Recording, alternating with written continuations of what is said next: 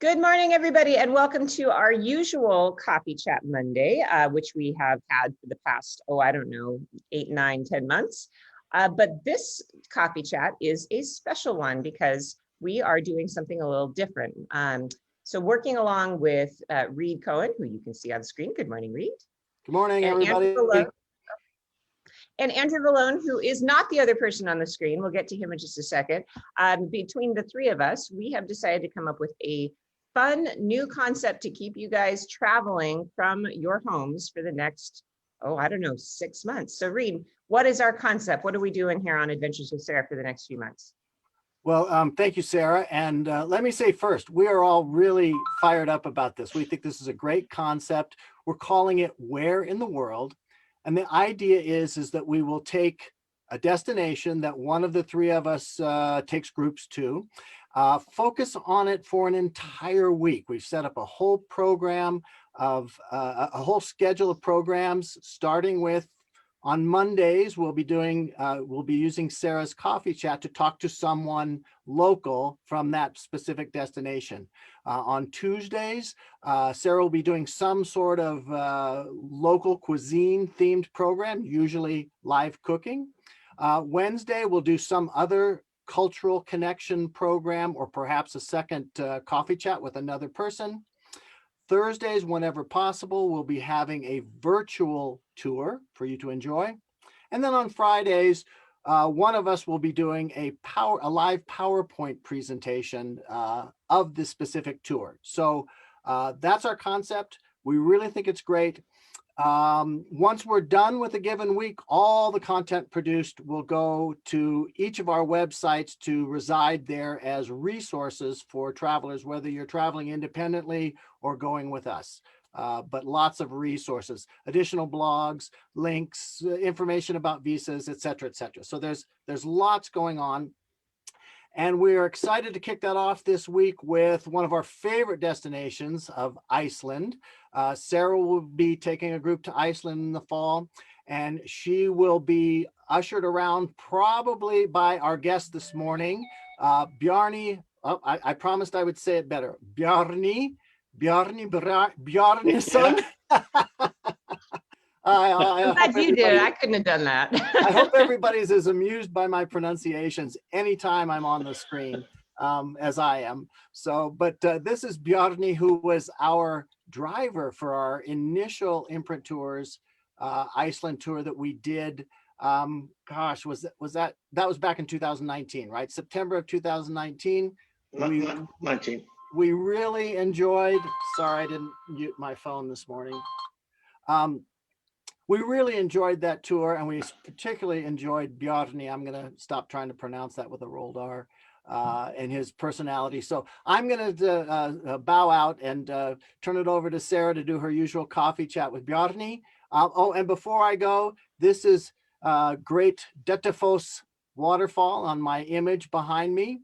I don't know if you can really tell, but you have to look up in the top left corner to get a sense of scale. Those are people up in the top above my left shoulder, which I guess it's my right shoulder, but left on the screen there. Those are people up there. That gives you a sense of the power of this waterfall. And that's just one day of a tour that is full of dynamic natural wonders, which is Iceland. So I'm going to bow out now and let these two. Hang on. I'm not bowing out now. Hang on. So before you go, though, so just to kind of make sure people understand the concept of this, every Friday, we're going to take turns being the ones presenting these slideshows. So Reed is actually going to be the one who does the slideshow this week on Iceland. So you're going to see me and Reed and Andrew and some other people. But you've been a tour guide a little longer than me. So what, 25 years-ish, something like that? I had done 23 seasons at Rick Steves when I retired from there.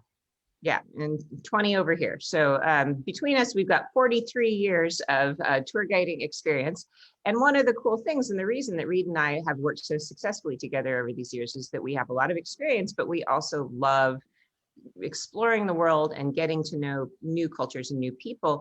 And that was kind of where this idea came from, was we know so many interesting people, and we've met so many interesting people and done so many different things. And this is just a way that we want to bring that out to you. So what I wanted you to do before you go, Reed, is let's tell everybody what's coming up for the next few weeks, what places we're going to focus on, because we're going to alternate between my picks, your picks, and Andrew's picks. So what places are you excited about sharing with people? Well, next week we're going to be doing Southern Africa. Some of you may have seen when we interviewed my good friend and colleague Todd Mintz. So he'll be the featured person, as well as somebody else from Botswana. So Southern Africa next week, and the week after that, I don't have the schedule in front of me, Sarah. It's one of Andrew's. It's Slovenia. We're going to focus on Slovenia. Slovenia. And then we'll be doing we don't have to do an order, but in some of our picks are going to be focusing on some of my favorite Italian destinations, Puglia, Naples, Rome, Sicily. We're going to be talking about some really interesting exotic destinations. I think Andrew's down in Macedonia right now gathering information. And then we're going to do with you Morocco, Thailand, Southeast Asia, Peru, India. India comes up pretty quickly there. So yeah.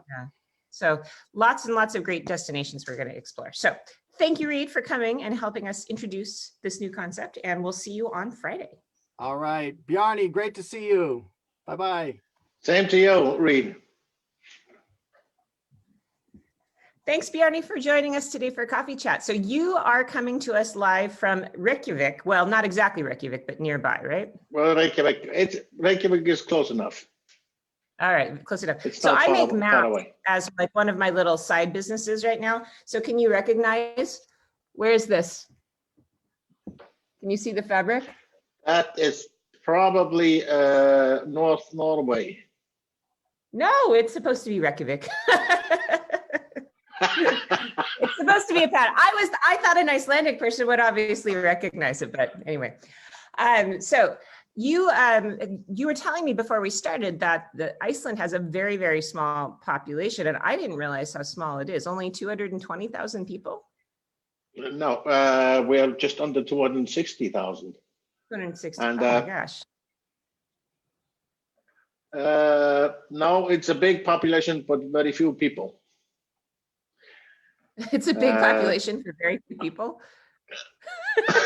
No, there are few people, but it's a big country and a big population.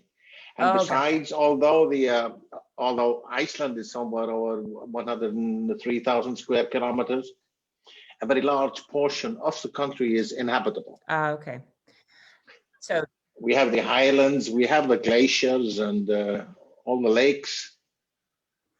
So it's mainly populated around the coast and in a few lowlands. So the zone where you live around Reykjavik, that area there, is that primarily where most people live then?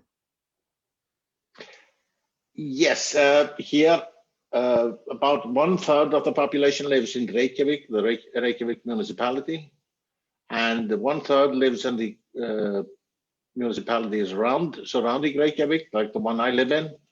And then we have 1/3 that's distributed all over the country. Okay, so there are some people that then really live out in that desolate landscape then. Yeah. Wow. And some of the places that we visit, they are very isolated. I imagine. So because it's so isolated, have people really kept their kind of native culture? I mean, because if they don't see a lot of visitors, is there, I know that in a lot of countries we have people that are sort of like hermits. So is that kind of what those people are doing, just keeping to themselves? No, you don't have many hermits. There are, of course, you can have urban hermits. So you don't need to have a waste amounts of land for that. Yeah. But we don't have even the special dialects. There's a slight difference here and there, but now we all speak the same language, and it's not very easy to listening to people to reckon where they are from. Oh, really? That's interesting, because almost every other country I can think of, you can really understand from their accent. So there's not much of an accent. Huh. All right. So for people who have never been to Iceland before, just to kind of set the scene. So how long does it take to drive all the way across Iceland, just to give a sense of the scale? Well, I would not want to do it in less than 8 days, but I can do it in 24 hours. It takes 24 hours The to ring drive road, across the ring road is 1,400 kilometers. So if you drive Wow. around the island, it's only 1,400 kilometers. But on a Dang. normal tour, like on when we were driving with, or in September 2019 with Reed, I think the total distance we drove was somewhere close to 3,000 kilometers. And that's not very much. But Wow. almost every 10 minutes, everything changes, 10, 15 minutes. And that's the So really, nice thing. Okay. oh, go ahead. Go ahead. So really, Go well, that's one of the nice things about traveling in Iceland. In 10 minutes, you see something totally new. So, Wow. So you've been a and bus driver there for a long time and also a tour guide, right? So you do both of those things. I do both. The company that I mainly work for, there we are driver guides, but once in a while I jump and drive buses. And since our company was helping Reed in 2019, I spoke to the company that I sometimes freelance with and said, there's a group coming, and that's the group that I'm going to drive. So there was a guide that is Laurus that we will meet tomorrow, and I was the driver. But we are both driver guides with the company. Oh, so you do both of those jobs. Okay. So what attracted you to that? Have you always been a guide or have you done other things as well? Well, I started off as an accountant and a finance manager. I was doing that for almost 30 years. But after I finished university, I was working at with the CPA for some years, and then I just quit there and started as a finance manager for a company. I was doing that for about 30 years. A few years I was in between. I was a consultant, but then I decided spreadsheets have had a large enough part of my existence. I wanted to do something else. I like people, I like meeting people, and I like travel.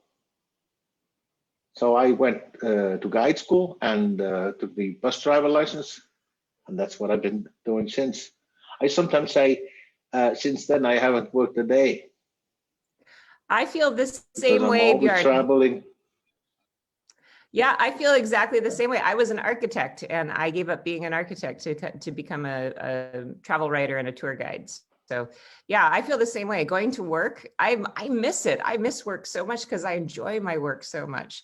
So I think I'm one of the few people that I know. Actually, I'm not one of the few people I know because most of my colleagues like you feel the same way, that we love our jobs. So that's great to hear that you love your job too. So when you bring groups to Iceland, what are your favorite destinations, your favorite things to show people? Iceland. I don't have a favorite. That's very strange maybe, but it's all depending on the group. And if it's a nice group, it's more fun, but almost everything, I'm very excited to show it and explain things, geology, history, culture, and so some of the people who are watching today may not know much about Iceland. So what are kind of the primary things though that people like to do when they go to Iceland? Because I know a lot of it is nature. Most of the time when we travel, we go to see, museums, or we go to see, a famous building. But in Iceland, you go to see the land, right? you see the land, you see the waterfalls. A colleague of mine, I was in a meeting early last year before COVID, and that was for the company that I work with. Endless guides from all over Europe, and there was the one that was explaining how it was to come to Iceland. She had come on one of our tours, and she said, well, You come somewhere, there's a waterfall. Then you drive a few minutes, there's another beautiful waterfall. And in between, there were two waterfalls. You have beautiful landscape. And if you're into geology, it's because Iceland is a very young country. The oldest parts of Iceland on the east coast and the west coast are only, 17 million years old. And as we have the hot spot underneath the center of Iceland, Iceland is slowly but surely drifting. And we are taking over the world about an inch a year. Because Wow. we're getting constant flow of lava in the middle and always widening out. And just to study geology, you look at the landscape that is forming, constantly forming. We love it. Wow. So it's watching history, watching, geologic history in front of your eyes then. Yeah, it is. It is. That's really cool. So one thing that is a little bit of a downer traveling in Iceland, I'm going to guess, is that the weather is not always great, is it? It's cold, right? No, it's never cold in Iceland, because if you feel cold, you're not dressed properly. That's an old tour guide line. I love that. Yeah. And the weather in Iceland is constantly changing. You can have at the same moment snow, rain, and sun. But Wow. the worst that as a guide is when I'm driving through large portions of fog. Then you don't see anything. But if it's raining, you put on some rain gear. You're not coming to Iceland to get a tan and lay on a beach. Really? That's a good idea. Yeah. Well, I mean, the name, I guess, gives it away. But I think that I'm from Seattle, so I'm used to being in gray. Like today, if you want to see, this is my view is gray and wet and rainy. So it sounds to me like I'd be very much at home in Iceland, right? No, that looking out your window, we would probably call that a heat wave. So what is the temperature right now? Here it's about -3 degrees. Up north this week, it's been between -15 and 20. And that's Celsius. So we're talking about 20 degrees right now, Fahrenheit. And then in the north, it's going to be closer to almost 0 Fahrenheit then, right? Yeah, wow. but that's pretty cool. It's getting a lot warmer now, and it changes constantly. Huh. So spring's arriving, right? So in spring, do you just change sweater or? No. Oh, you're talking about climate change. No, I'm talking about the seasonal weather. Spring is not on its way here. It's now beginning of February. We can expect snowstorms until late April. We can get all kinds of weather. But then we can get a week, 10 days of excellent weather. So what is the best tourism season then? What is the best time for people to come and visit? Because it seems like if you came anytime before April, it would be too harsh weather-wise, right? No, I would either come before April or after mid-May. Before April, you have shorter days though, but then you also have a big chance of northern lights. Oh, cool. When does that happen? During night? No, I mean, it starts during the night. So it starts is it November? Is that when you start to see them? We can sometimes in September. When Reed was here last in 2019, we had excellent northern lights Cool. Wow. Okay. So maybe when I'm there in September, I'll get to see them. That would be great. Yeah, it's all depends on the activity on the sun. Wow. We need solar activity sending us rays that as you know, the poles they drag the rays from the sun and pour them around the poles. Okay.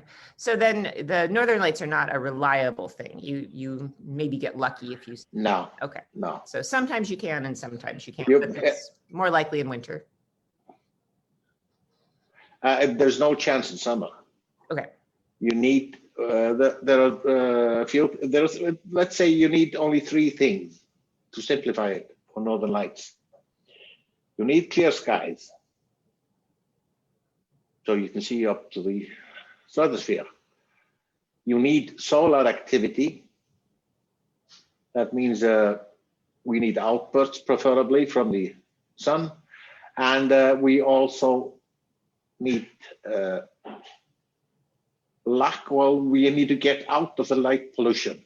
As you know, if you're in a city, you see almost no stars.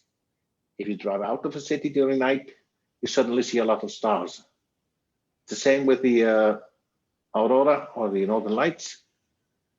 It's much more likely, if they're not very strong, that you see them. But sometimes we have excellent Northern Lights just here at home. I go to my balcony and sometimes look at the Northern Lights. Wow, that must be magical.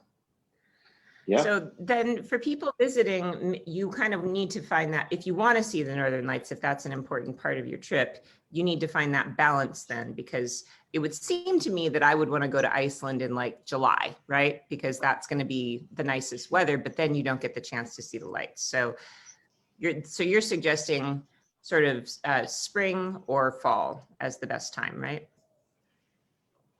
No, not suggesting, I'm pointing out, because I love the summer tours. The summer tours, there you have possibly 24 hours of daylight. Wow. So you can have nice long days. You can see a lot of things. Yeah.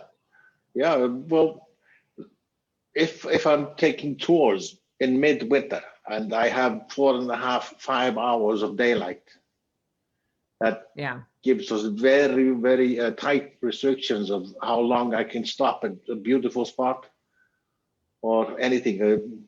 Much of the time, too much of the time sometimes goes into driving between spots because I want to show so many things, so many beautiful things that I just love. So. Yeah. No, I know the feeling. I mean, it's the same sort of thing when I'm guiding in any other country. I mean, I'm thinking about Morocco, how it's like if you have the late spring, you've got so many hours of sun on the desert, but you don't have any time at all if you're in the wintertime. So yeah, it's hard to balance, you know, what is the perfect time to go, because each time seems to have its bonuses, right? Its benefits. Yeah. So even if somebody's traveling, go ahead. There's a little delay here. Sorry about that. Okay, you continue. No. Go ahead. You go.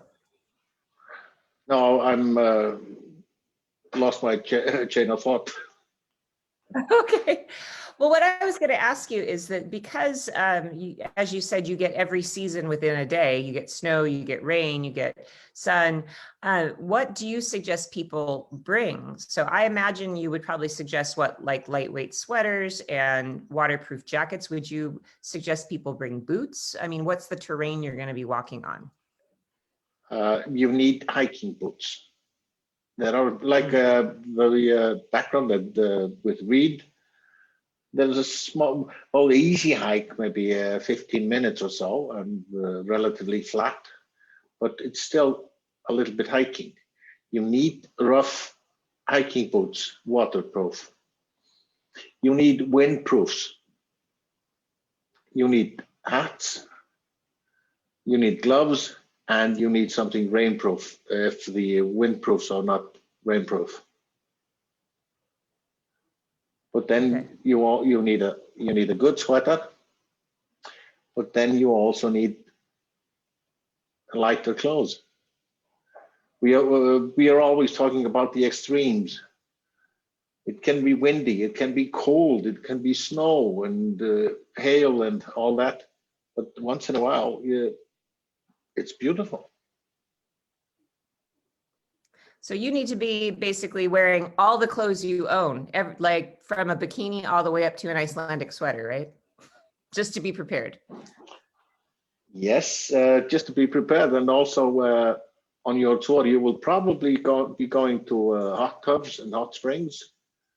So, and the skinny dipping is not allowed everywhere.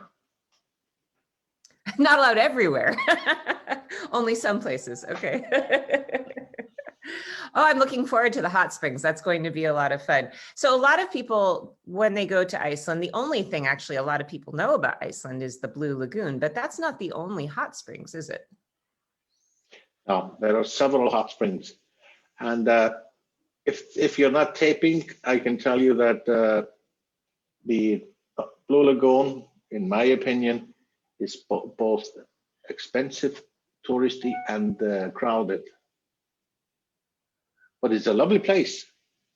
But you have great places to go, hot springs all around.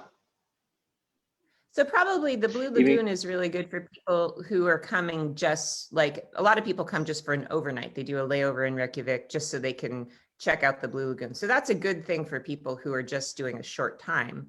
But for our purposes, because we're going to be there for multiple days, we're probably going to, it would be better for us to do one that's not so crowded and touristy, right? Well, the Blue Lagoon actually now, because of the lack of tourists, is great.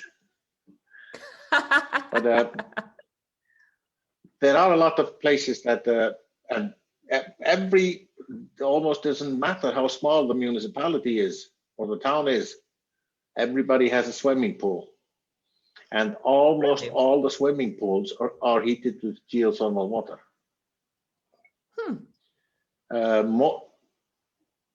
About 90% of houses in Iceland, they are heated with geothermal water. Wow. So then that must mean that Iceland has a pretty small carbon footprint, right? It must be a pretty ecologically sound country. Yes, but still we want to do better. We are not in the first place. But also, when you come to Iceland, you leave a big footprint just by flying. Ah, true. So staying here, you're lucky that we don't leave a very big footprint, no. Oh, okay. So one of the other things that I've heard about Iceland that I would like to talk a little bit about is expense, because I've heard that Iceland is either affordable or extremely expensive, but a lot of that has to do with sort of the financial crisis that happened there and the way, you know, the currency has fluctuated. Right now, is it an expensive place for people to travel to? And the exchange rate, for example, for the dollar is relatively favorable. And I expect that come September, it will be more favorable for you. Not for me when I'm importing something and I need to buy groceries. Sure. But, so then just to kind of give me a sense of how much things cost, how much does a beer cost in a local pub? You get a beer in a local pub from probably for $4 to $10. $4 to $10. Okay, so that's like downtown Seattle. I mean, where I live, and if you go down to the big city, it could cost you up to $10 for a beer. So that makes sense. And just like a regular dinner, if you were to go out for a dinner. I think now we're talking about this scale is very big. Here in Iceland, normally you get excellent food. And I mean, are you going for fast food or are you going for really good? Let's say a very good let's restaurant. say a very, you know, not a fancy dinner, something very, very average, just, you know. I would pay probably $50. Okay. So it's again comparable to a big American city, pretty much. Okay. Yeah, And hotels, I it think, are is. about the same as well. Hotels are kind of, I noticed because I was planning to come and meet you in the summertime and that didn't work out. But when I had booked a hotel there in the summertime, I found it really affordable. I think that to find just a single room was something around like $80, which is comparable to the US, right? Yeah. Okay. So that's reasonable-ish. And then that leads me to another question for you, because I know on Wednesday, you and Loris, your colleague, are going to talk a lot about native Icelandic foods, and you're going to show us some interesting things to try.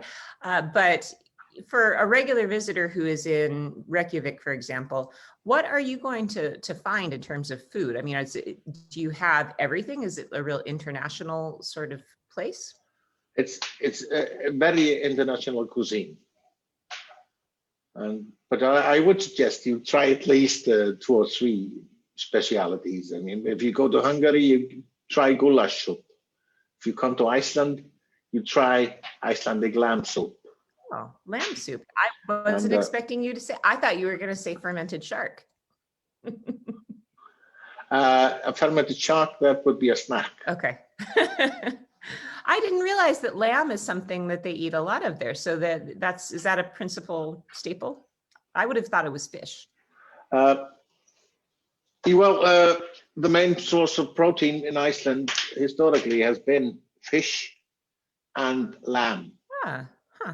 It's only been in the last few decades that we've had more pork or poultry, and also beef. Okay. So does that mean then that Iceland has to import most of their food? No. Well, dry goods, wheat, sugar, but we are fairly well self-sustainable with protein, with meat. Oh, and vegetables too? You must have a great greenhouses, I would imagine, right?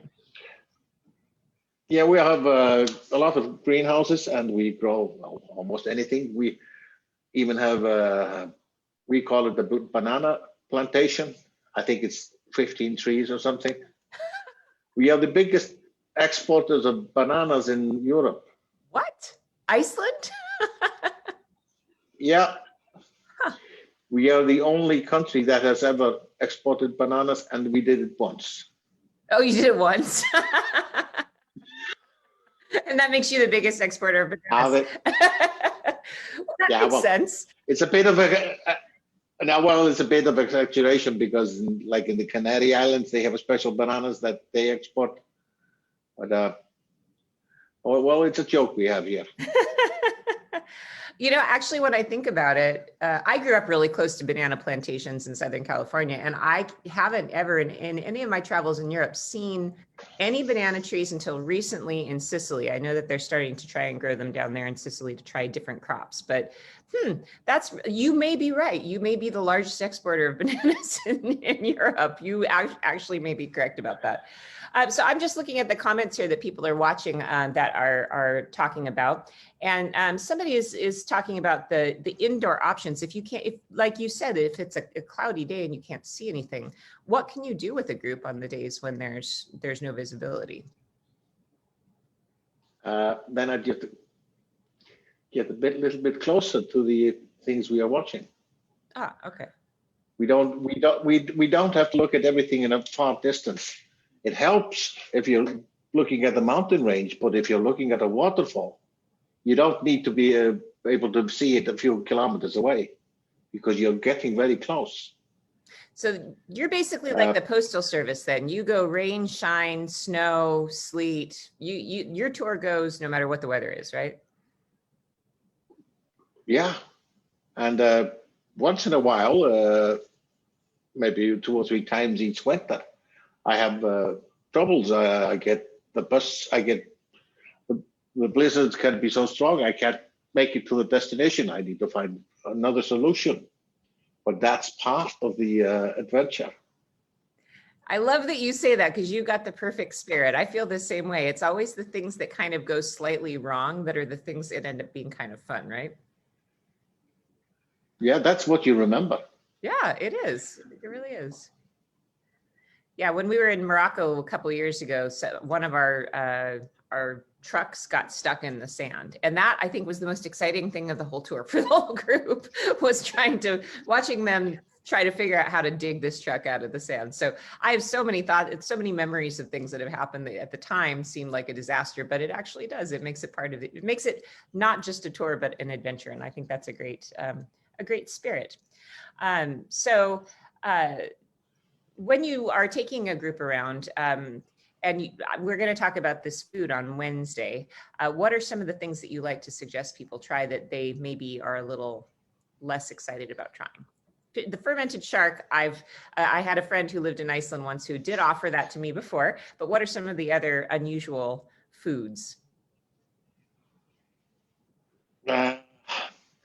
There's another snack here, that's dried fish. So we don't, instead of potato chips, we have dried fish. Tastes very good, but you can't get anything and everything in Iceland. Oh, okay. And there are so many options. I think it would not be a smart idea to say, okay, everybody needs to try the, I don't know, green tomatoes, or just be open-minded. One of my favorite things to do with people is I go into the convenience store if we're at the gas station, and I pick up one of each thing I've never seen before and then pass it around the bus. Like, for example, in Asia, I like to buy, like you were just mentioning, crackers, or like they have chips that have like shrimp flavor or something, like things that we're not used to seeing. So that's the kind of stuff that's, I think, a lot of fun. So I'm sure Iceland has their own versions, right? Things that Americans at least have never seen, right? Yeah. And also, Icelandic candy can be very good. Oh, tell me about that. Icelandic chocolates are very good, and Icelandic licorice. It's has a more stronger taste of licorice and is both sweet and salty. That's something you need to try, and have a big bag going around the bus. Everybody needs to try this. Yeah, I'm very happy with the standard of Icelandic chocolates. Ooh, so yeah, so it kind of sounds like you have the same kind of treats that you might find in Northern Europe, like in Belgium Yeah. or in Amsterdam. I know that sweet and salty licorice is also popular there. Yeah, but it's not the Icelandic one. Okay, the Icelandic one is, I'm looking forward to that. I love licorice, so I am looking forward to that. That sounds good. So what's different about it then? Like I said, it has more or stronger anise taste. It is more salty and a little bit sweet. It's in Amsterdam, and also, well, have you tasted the licorice in Denmark? I don't think I have, actually. No. Okay. Denmark, the Danish licorice is somewhere in between us and the Central Europe one. The Central Europe one is often, in my opinion, too bitter. Ah, okay. So yours is more sweet then. It's sweeter, and yeah. Huh. But it's not, the taste isn't sweet though. Unless you're looking for it, you need to have a open-minded palate. Huh. Okay. My dad is from Ireland, and his favorite thing is licorice all sorts. Have you seen those before? The British ones? Yeah. That's the ones that I really like. So this is something totally different that you're talking about, right? Yes, but all sorts is not very bad. Not bad. Not bad. It's a good try. It's a good try, but you. It's a good try. The Icelandic one. Yeah. But what you guys have going is even better. All right. Yeah. So I'm just curious because it's February and I know here in Seattle, it's pretty grim outside and a lot of people, especially because of coronavirus, everybody stays home. In Iceland, when it's the dark of winter, what do the people in Iceland do? Do they go out? Do they go, I mean, does it matter that it's snowy? Do people still go out and do outdoorsy things or do they mostly stay home and read or whatever? No. From mid-December until 15th of February, we hibernate. Ah, do you? Okay. So you stay home most of the time. Like bears. No, we do. Oh, you're joking.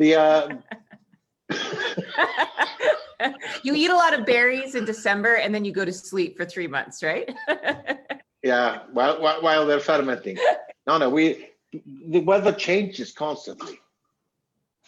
We have great weather, and the worst thing is when there are strong winds, because the winds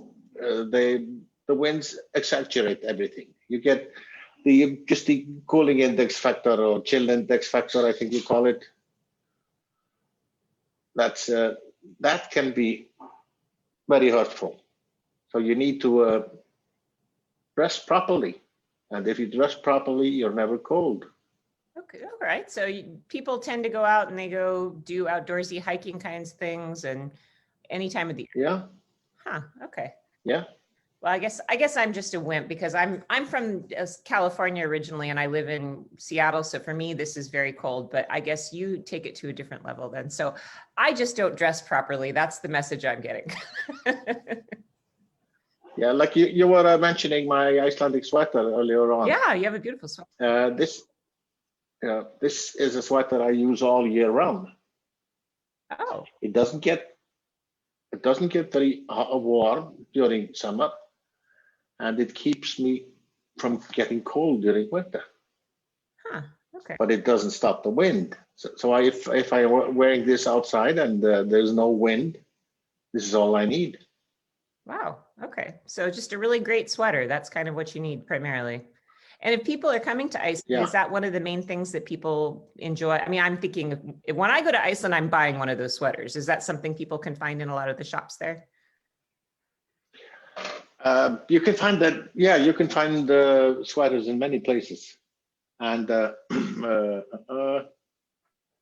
even one of the stops that we will probably be making in September is on the same day as we go to Dettifoss, the background from Reed earlier. Mm-hmm. There's a local market where the ladies in the surrounding area have been making sweaters, and they sell it in the market. Oh, wow. That would be so cool to buy a handmade sweater from the person who actually made it. That is fantastic. Yeah. Huh. Okay. Well, I'm looking forward to that part. That'll be fun. So I'm just looking through some of the comments and questions that people have in the chat here. And I've seen a few people just ask if you have any just general tips about traveling in Iceland. What are your general ideas? Of course, the number one general tip, it sounds to me, is bring the right clothes. But any other tips about coming to Iceland? Allow a lot of time for everything or anything, and don't plan your trip that you're seeing too many things for each day. Because when you stop somewhere, you don't want to stop there for 3 minutes. You might want to stop for 2 hours,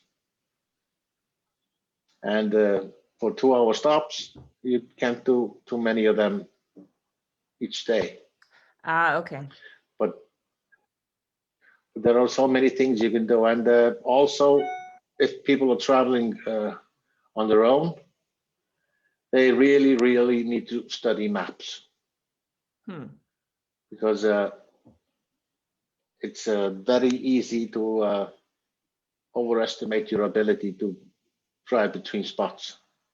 So probably a good idea for people. I have used Google Maps in the past and found that fails big time when you're traveling, especially in places you don't know. So would you recommend picking up a paper map ahead of time? No, Google Maps is pretty good. Is it good there? Okay. It's pretty good here. I've been astray, but Not in Iceland though. Okay, so just kind of familiarize yourself with what's possible. And so you generally have observed that people try to do too much in one day in Iceland then. That is, well, also some of the guys. It's difficult to. There are so many places, so many things I want to show, but I don't want to rush people. You are on vacation. You're not supposed to be running between spots. True. You're supposed to enjoy each moment, and that's something you know probably yourself as a guide. You don't want to be constantly rushing people. Yeah, it's true.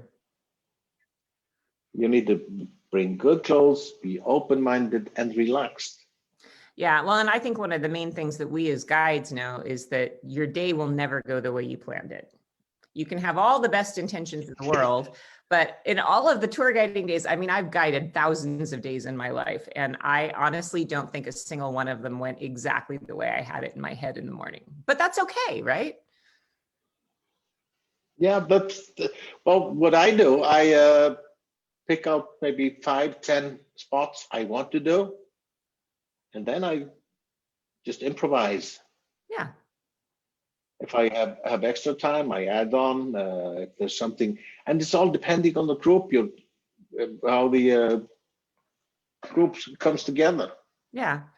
Yeah, well, the group that I have assembled for the fall, we're not quite sold out, but we're really close. And the group that I have is there. It's a bunch of people who are fantastic. It's some of my favorite travelers I've ever traveled with. So I think you're going to have a lot of fun. The core group, I call them the ladies, and they're spectacular, very funny, and just joyful people. So I think you'll really enjoy meeting them. Well, I think that that's about all that we have time for today, but I wanted to thank you so much, Bjarni, for joining us today and having a chat about Iceland. And looks like there's quite a conversation going on the chat. So people are consulting with each other about trips to Iceland. It sounds like a lot of people are planning to go.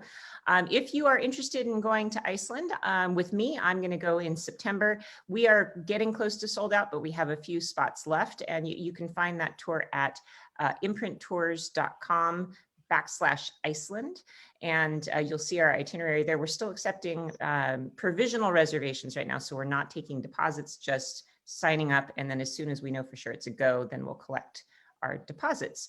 And so I'm not sure I'll do Iceland next year, so if you want to go with me, you gotta go this year. But I don't know, I'm enjoying chatting with Bjarni so much, maybe I will do it the following year, so we'll see. I have a feeling that we're going to have a good time together, Bjarni. I'm quite sure. I'm confident, and I'll call you tomorrow. Yes. Okay. Yeah. So you want to tell people what you're going to do tomorrow with me? Well, what I'm doing tomorrow is relatively simple. I'm going to bake Icelandic pancakes, and they're different. They're different, and we serve them in two ways. And just to keep people on the edge of the seat, I won't tell any more about it. Okay, all right. So if they want, go ahead. No, that would be 12 o'clock your time. Yes, tomorrow? So noon Pacific time, that's what we're going to have. So it'll be a international cucina quarantena tomorrow, and it's going to feature Icelandic pancakes. And I am not the cook, I'm just going to be the observer, but I'm going to be writing down the recipe as we go so I can share that with everybody later so they can make them at home. I could probably send you the recipe. No, I'm selling the recipe. Okay.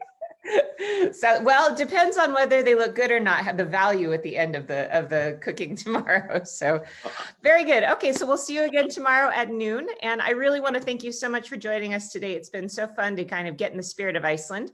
And we're going to be doing something on Iceland every day this week. So thanks for teaching everybody a little bit about your homeland. Okay. So we'll see you again soon. Thank you so much, Bjarni. Yeah, thank you. Bye-bye. Okay, thanks everybody. We'll see you all tomorrow. Bye.